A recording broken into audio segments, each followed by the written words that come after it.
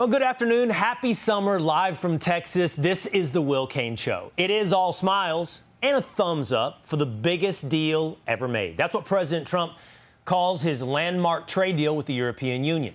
The White House, though, calling him by a new nickname, Deal Maker in Chief.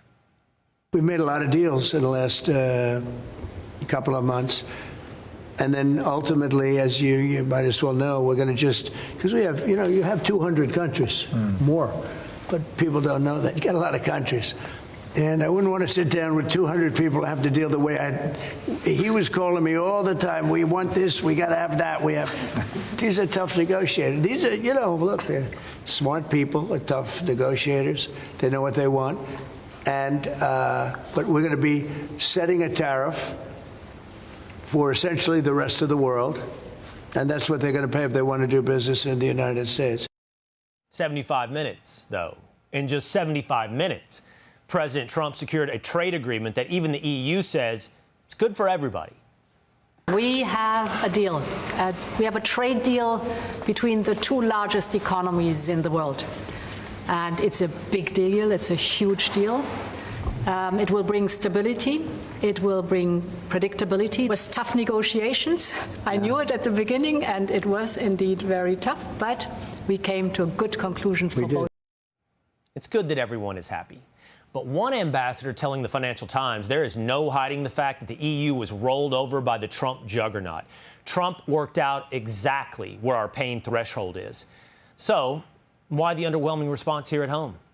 Vice President J.D. Vance predicted this would happen yesterday on X. He said the entire European press is singing the president's praises right now, amazed at the deal he negotiated on behalf of Americans. Tomorrow, the American media will undoubtedly run headlines like, Donald Trump only got 99.9% of what he asked for.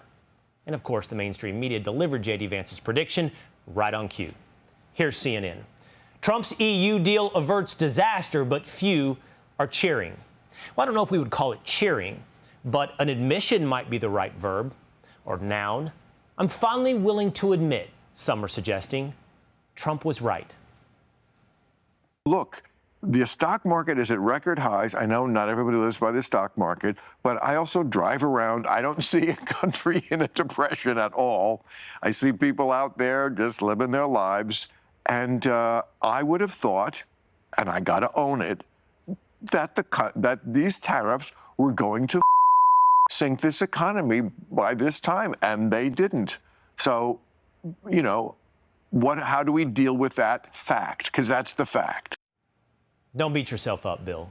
You're not unlike most of the economists and experts who have been terminally wrong over the last, say 5 to 10 years. So what's actually in this deal? Let's head over to the wall to take a look at this big deal made by President Trump. First of all, the U.S.-EU trade deal, $750 billion investments in U.S. energy, $600 billion in investments here at home in the United States. The EU also agrees to purchase more U.S. military weapons.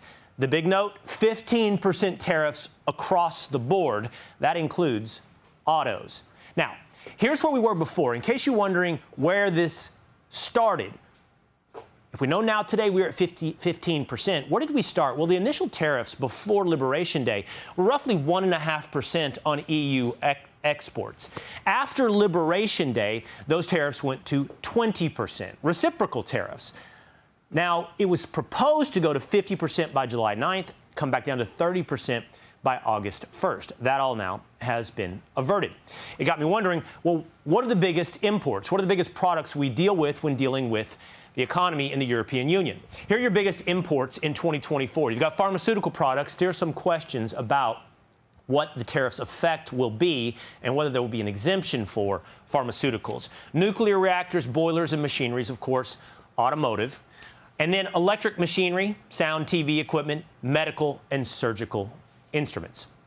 Trump's trip has been mostly work, but there's also room for a little play.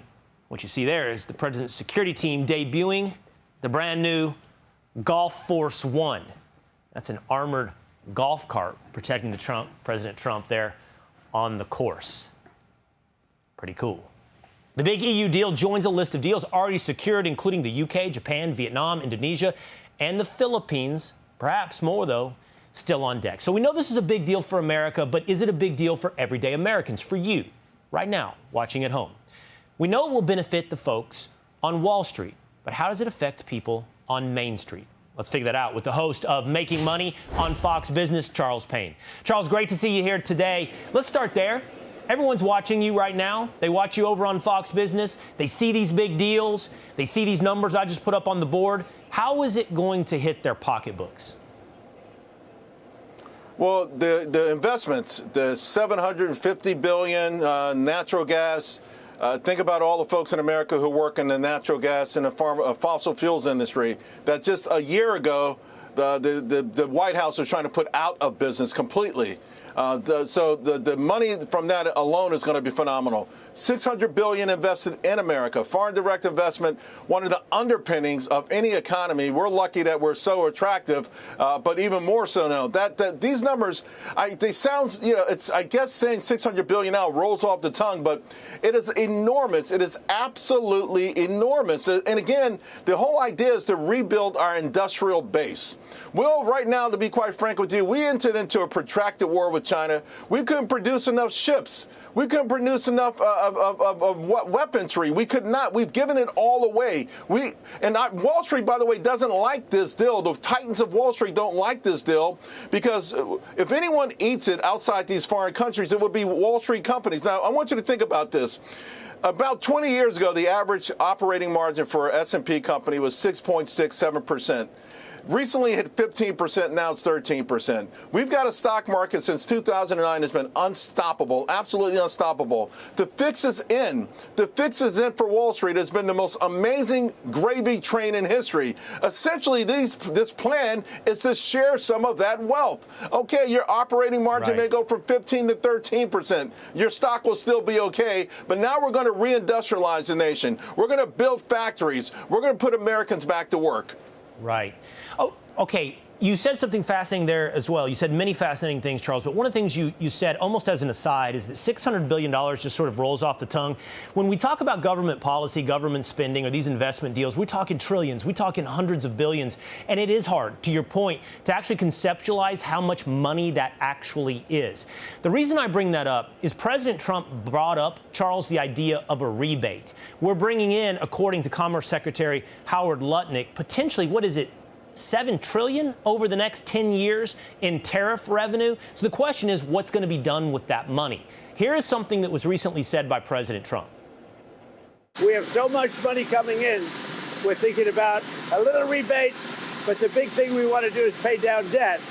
But we're thinking about a rebate. That's a very good question. You just made a lot of news. We're thinking about a rebate because we have so much money coming in from tariffs that a little rebate for people of a certain income level might be very nice. So it's $700 billion is what Lutnick has said, Charles, about how much we're bringing in annually from tariff revenue. Project that out over 10 years, that's $7 trillion. What do you think of that, though? We should probably be paying down our debt, controlling our deficit. What do you think about the idea of a rebate? Well, it's a two-pronged thing. Obviously, bringing down the debt, and again, this is one of the reasons also President Trump has been pretty hard on Powell. We don't want the interest rate to be so high that it's $1 trillion. But also, if there's one niche of Americans who have been in the squeeze, so to speak, it's small businesses. Now, listen, when we rally the wagons around small businesses, we have to be careful because we're really rallying the wagons around the status quo. And I bring up the textiles industry, for instance. Less than 50,000 Americans working there. Not long ago, it was 500,000 Americans, right? So, yeah, we want to save the furniture makers in North Carolina, but not to the detriment of allowing China to continue to abuse us, because soon it would be zero. But how do we help these individual stories? Because all of us know a small business or an industry that's sort of caught in a squeeze. National Federation of Independent, NFIB, saw their enthusiasm go through the roof after the election. It's pulled back a little bit. They believe in President Trump. They back President Trump. So if there's any way of sort of helping any group, a niche, get over the hump, it would be something like that in my mind. But I think the bulk of this money, to your point, will go to pay down or offset anything on the debt. All right.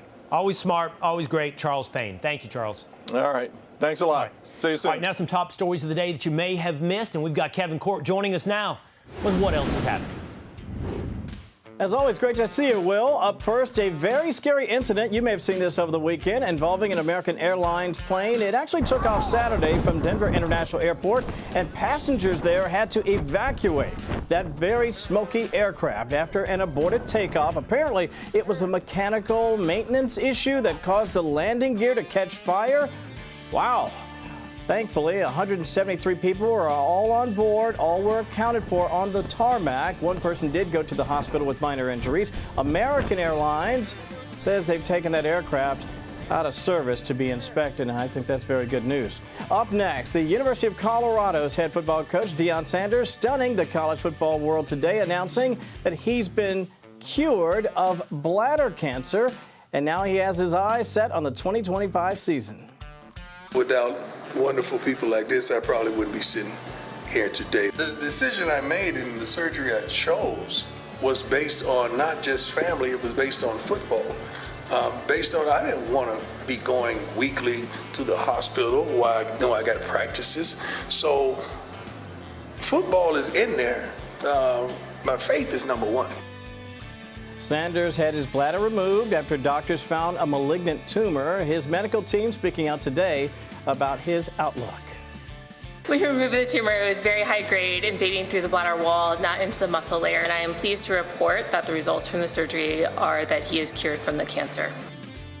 Coach Prime, cancer-free, looking forward to the season, urging everybody to get tested regularly. Good luck to him, Go Buffs. And finally, she's back at it again. New York AG Letitia James teaming up with a coalition of states to sue the Trump administration. Officials from 20 states, in fact, announcing a lawsuit today taking aim at the Department of Agriculture over requests that states release data on applicants for Supplemental Nutrition Assistance Program. That's better known as SNAP.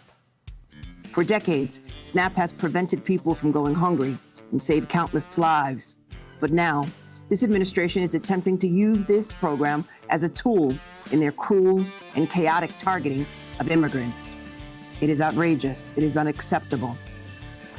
There they go again. Officials claim the data will be used to target illegal immigrants, or some would say illegal aliens. They also claim it will be an invasion of privacy. See you in court is what everybody in Washington's going to be saying soon, Will. How dare they? Outrageous that the government would audit whether or not taxpayer dollars are going to illegal immigrants and finding illegal immigrants. Hey, Kevin, you're a Buffalo, right? Don't I remember that about you? Yes, I am. That rolled off the tongue. Yeah, that Go Buffs. Oh. That rolled off the tongue. Thank you, buddy. Appreciate that. Best wishes to Coach Prime. Good to see you, man. All right. Hey, it's Will Cain. Click here to subscribe to the Fox News channel on YouTube. It's the best way to get our latest interviews and highlights. And click to subscribe to the Will Cain podcast for full episodes right now.